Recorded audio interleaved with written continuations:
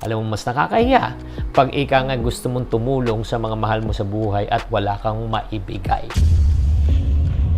Videos that will make you wealthy and debt-free.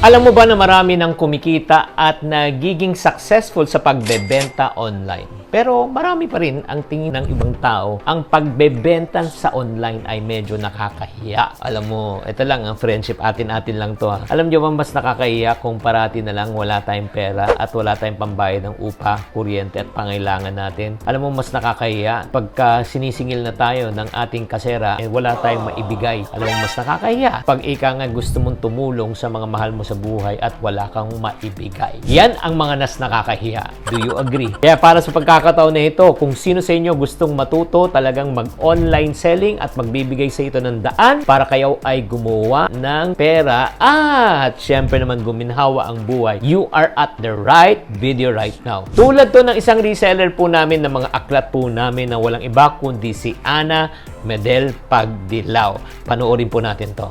Maraming salamat sa iyo sa tulong mo. At dahil sa iyo, sir, yumaman ako. I think nagsimula akong mag-resell ng books mo mga 2018, sir. Oh. Oo, napanood kita sa parang TV5.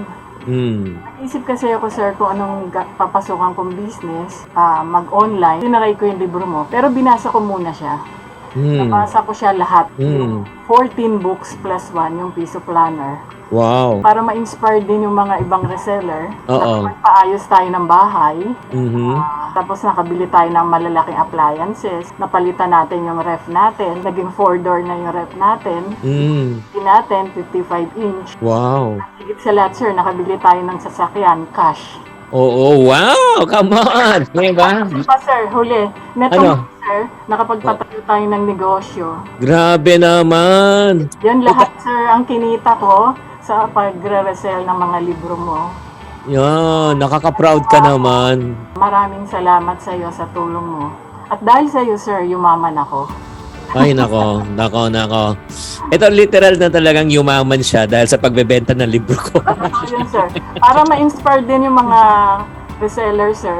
Itong Oo. 2022, ang total books na na-order ko na sa iyo, mula January hanggang September is 2.4 million. Oh, imagine mo, 2.4 million. So, yun, sir. 2021, sir, 2.2 million. Oo. 2020, 1.6 million.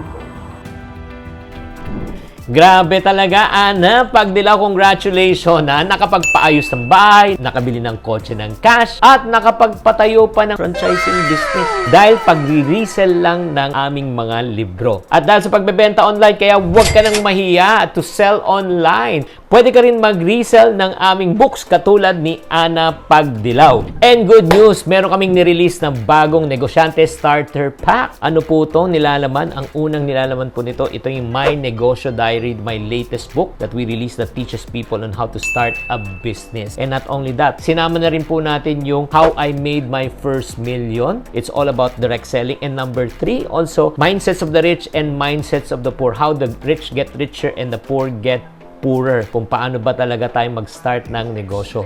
So, itong negosyo bundle na ito, ang original price nito ay 990 pesos. Pero alam nyo, ngayon, naka-promo po siya for only 499. You heard it right.